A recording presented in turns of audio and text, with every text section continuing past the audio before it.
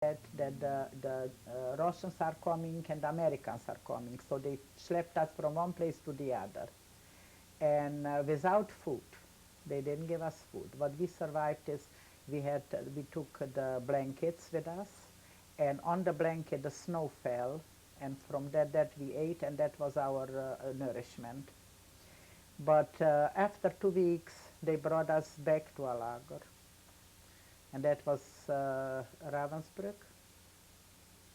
What went on in the 2 weeks in the car? Did you meet up with any of the local we, population? we met with the girls that we were in Ravensbrück, and we didn't meet up with nobody, but we saw a lot of corpses on the way because people were trying to escape.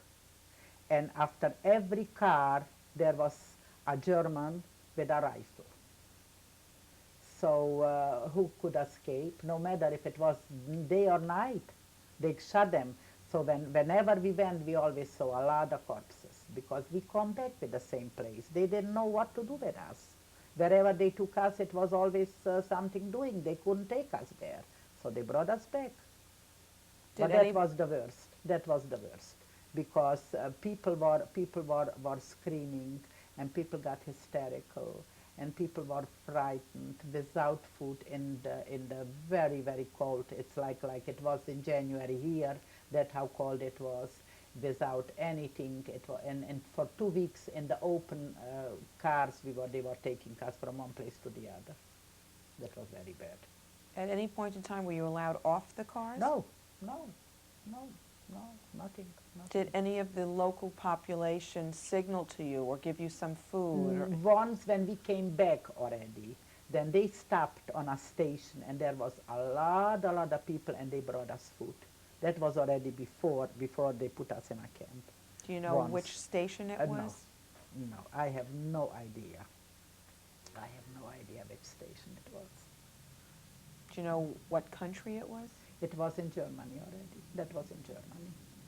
So this was the local German That population? That's right, the local German population, right. Yeah, the local German population. They probably heard that they are bringing so many people and without food, so they brought out some bread and some things, some biscuits, things like that, and they threw it in the car. So whoever was able to grab had, and who wasn't, didn't have.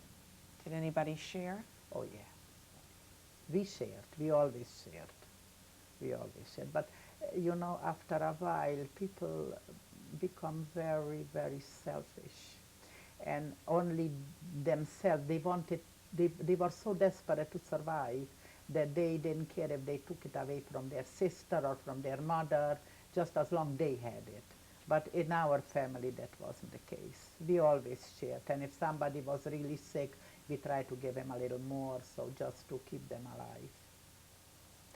Did you ever get sick in any of the other two camps? We were sick, but there was nothing we can do about it. We were sick. There was nothing you can do. So you're sick. You're sick. And when you cannot go, when they tell you to go, but that we were sitting in that 2 weeks, so it didn't matter. It didn't matter. But when we were in the camps, and if somebody was sick and couldn't go to work or couldn't walk, then they gave him the bullet.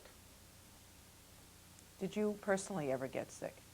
I got sick only when already we were liberated. Then I got very sick, not before.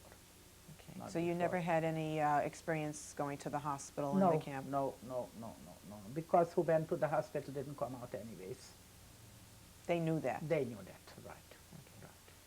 So you're in the train coming and going. Yeah, What is the conversation between you and your sisters? nothing. Nobody spoke a word. There was no, because it was so very, very emotional that we didn't speak about it.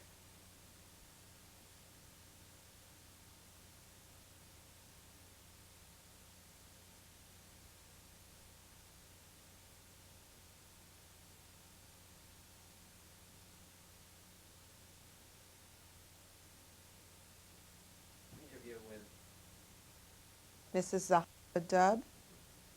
and today is February 8th, 1996. Interviewer is Debbie Portnoy. City and state is Flushing, New York. Country, United States of America. Language is English. The trains are going back and forth. Nobody's talking to anybody. You've lost all your energy. Then what happens? Then they finally brought us in a camp. What was the name of this It camp? was Ravensbrück. And in that camp we were only 2 weeks. Also it was the same thing because they didn't know what to do with us. There was an airport which it was bombarded very badly. So some of the girls went there to work and who didn't go even to work. So we were just laying around and waiting to die, but they didn't come. So that was just like a transit camp. We didn't do there much, and they didn't know what to do with us. So from there, They tell you to get off the train. yeah, Who's giving the orders? the Germans, the SS, Did you recognize any names or remember any names? no, And where did they tell you to go? they tell you to go. You come after us. That's all. Just come. Just go. And whoever was able to went, and whoever wasn't able to, they gave him they shot him and left him there. There was a lot of people who they shot because they couldn't go. They didn't. When you are 2 weeks in a condition like that, who can walk? So. And your condition at that time? I don't know. I was all right. I was all right. See, I was young. I wasn't overweight. I was healthy. And it looks that I was able to survive things like that. And your two sisters that were with My you? two sisters, the same thing. The same thing. So you get out of the car Yeah. and they take you where? Yeah, and they take us to Rechlin. In the transit cab in Ravensbrück. Where do they From take you? Ravensbrück. Now, before you leave, they're going to take you to a room or a Oh, delousing? they took us also. It's also like a barrack. You know, the same thing. Can you describe what it looked like? It looked like in Auschwitz. The same thing. The same thing, like in Auschwitz, with the beds, the 3-story beds, and in the middle the oven where people sat, and that was the conversation place. That was the living room for everybody. People were talking and everything, and whenever we had to go to the Selappel, and again they were torturing us with the Selappel constantly. How many So times a day did they do that? twice a day, in the morning and at night. Especially where they were working, you see, then they wanted to make sure that everybody got back. In Auschwitz, they wanted to know if people didn't run away. And they were always selecting people, so they didn't know the count with themselves, so they let us stay there. But when we were in the transit places, then they wanted to make always sure that we are all together, that there are people not missing. So we were lucky, I don't know, lucky or unlucky, because we were together, so we didn't have to stand so much out. And that was very cold. That was very cold. That was in end of January, February. It was very cold. Who gave you the food? The Germans gave us the food. The Germans. What did they give you? There was from each barrack were 2 girls who went to take it from the kitchen. They put it in big barrels, and that's how they carried it to the barracks. And in the barracks, those girls, the Slovak girls who took care of us, they dished out the food. That's all. And the Slovak girls were now in Ravensbrück also? Yeah, they came with us. Not the same, we found the other ones. We found other ones. We never were interested in their name because they didn't do nothing for us much. You know, they didn't. They just did what the Germans told them because they wanted to be alive. So they didn't do for us too much. So after the appel, what happens to you? You go back? We go back to the barrack. And the same thing what we did in Auschwitz, we were sitting around. A lot of girls went to work, but I didn't go because they said whoever is able. So they went to work, but they couldn't do too much They only wanted to fix up the airport, which it was very badly bombarded, so they could land. That's all. Did they make you go to work? If you want it, they didn't make you to go to work there. If you don't want it, you didn't go. But people wanted to go to work. I couldn't go to work Why is that? because I was very weak. I was very weak. I was like just like a toothpick. I was tall and very slim, so I couldn't. When I was all right, I did go. When I wasn't, in the 2 weeks, they didn't bother us too much because they didn't know what to do with us. They didn't know what to do with us. 2 weeks go by, and Two what's weeks the go date? by. That was in January. End of January, beginning of February. Yeah, beginning of February. They took us to Rechlin. How were you transported? We were walking. That was not far from each other. We walked. We walked because we had to. They had to do the time. You know, we shouldn't be too close to the liberation. So they always took us a little bit. So we walked. Whoever was able walked. Who wasn't able, then they shot him. Did you see them shooting anybody? Oh yeah. Oh yeah. Anybody that you personally knew? That we were together, of course. Of course.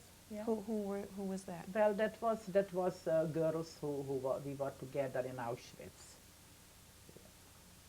We were with a lot of people together. That was a lot of people there.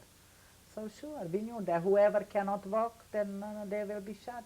And with the three of us, we were always together, always holding on to each other.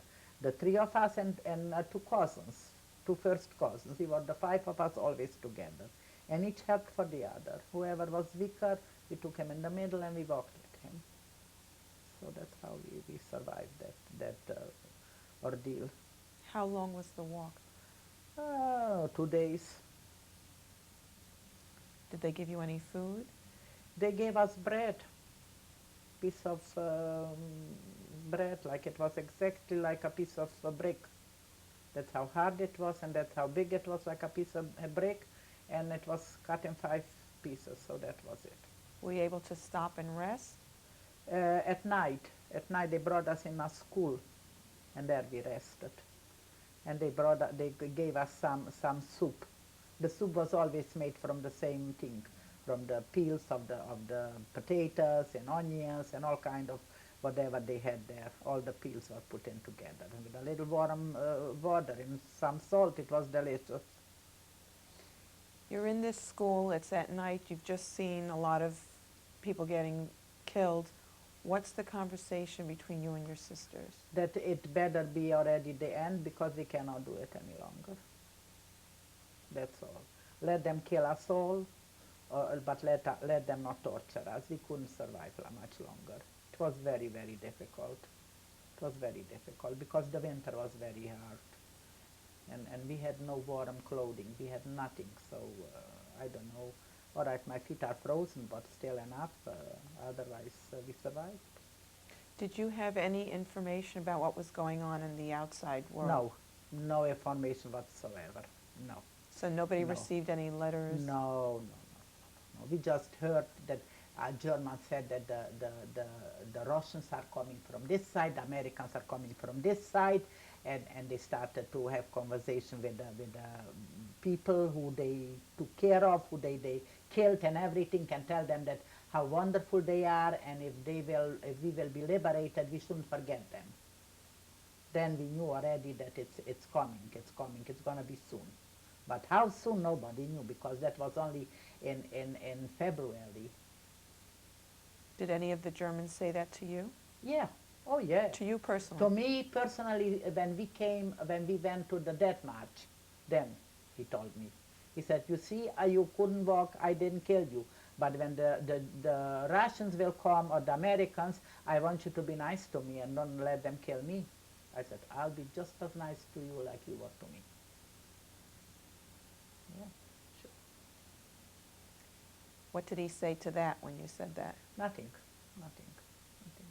They already knew that they cannot survive. The war is over because it was in 44, in 45. So they knew the war is over. and they didn't know what to say. They didn't know what to say.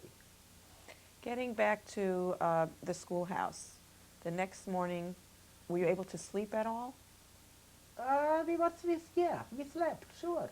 Okay. Sure, Did they give able. you any On the blankets? floor, on the floor, yeah.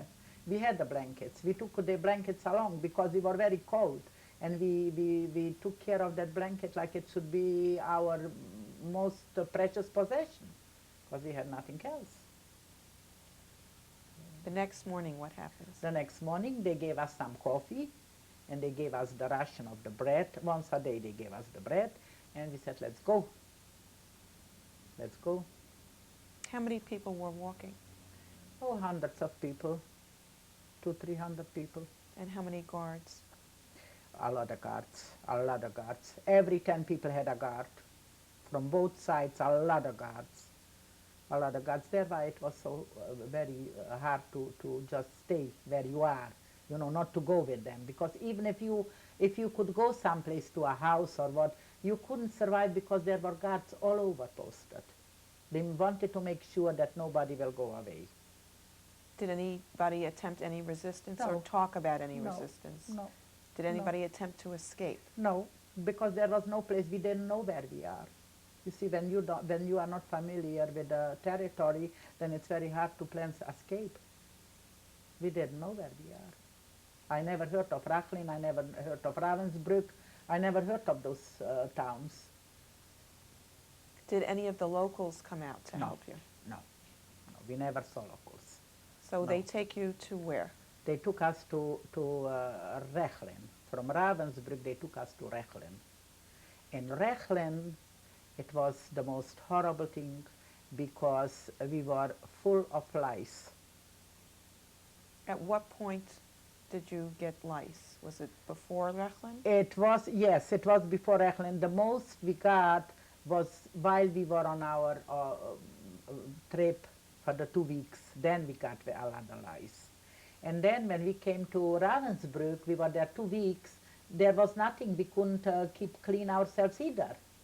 So it accumulated from one to the other. And when we came to Rechlin, from Ravensbrück to Rechlin, that was terrible. We were there a long time. We were there 2 months and nothing to do. Absolute nothing to do. Clean the barracks and do this and do that. And it was very bad. It was very bad. Was there any attempt to try to remove the lice? Yeah, sure. Tell me about that. It's such a horrible thing. Such a horrible thing. We had no underwear. So usually the lice stay in the underwear. But we had no underwear, so they were all over. They were all over. So we used to take off our clothes and take them off, just pick them off. But they came because there were the eggs from them, so they came back and they sucked our blood out. It was not normal, not normal. And everybody had it. It's not that me or you, everybody had it. Everybody had it. So all we do was taking the lice off the clothes and put on the same clothes, the same dirty clothes. We used to wash out something, but there was no place where to dry it, so it was very cold, and the barracks was also cold, so we didn't wash. We just couldn't keep ourselves clean. Did any of the medical personnel in the camps attempt? No. The medical personnel only if you were very sick, you needed an operation, so they should experiment something, then they took you in the thing. Otherwise, they didn't take care of you, not at all. Did you see any experimentations? No. But in Auschwitz, it went through a lot of experimentations. Did you see any? No, I didn't see. But we were talking about it. They took a lot of the pregnant women away. And they took a lot of